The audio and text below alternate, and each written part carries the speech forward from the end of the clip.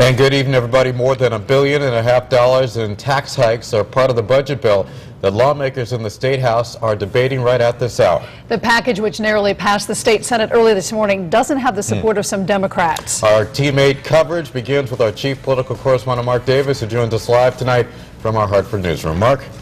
Good evening, Keith. Good evening, Ann. Good evening, everyone from the Hartford newsroom.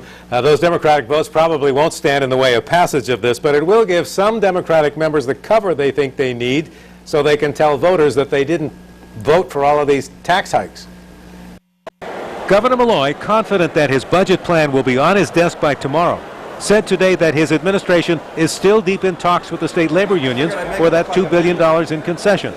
The House took up the budget package shortly after 2 p.m., just 11 hours after it had passed the state Senate by a one-vote margin. 3 Democrats voted against it.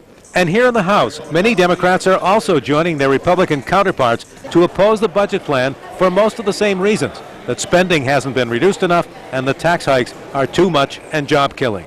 I said all along to the people back in my district that unless I was absolutely convinced that we did all the work that we could do to find spending reductions first, that I wouldn't vote for a tax package. When I was campaigning, my constituents told me again and again they want government to live within its means.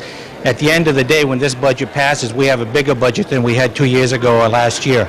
And the Republicans say the proof that the tax hikes are too much is a built-in surplus over the next 2 years. It's over $1 billion in surplus. And Mark, by definition, surplus means that we've taken in more taxes than the expenditures we've put out.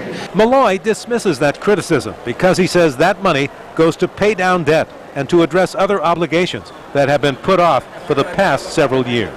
That's the significance of this morning's vote, is that we will be in a position to address the long-term obligations of the state of Connecticut. Now, in the House of Representatives, it takes 76 votes to pass. There are 151 members. 99 of them are Democrats, 52 are Republicans. They'll get their 76 votes sometime tonight or maybe tomorrow morning. Live from the Hartford newsroom, Mark Davis, News 8.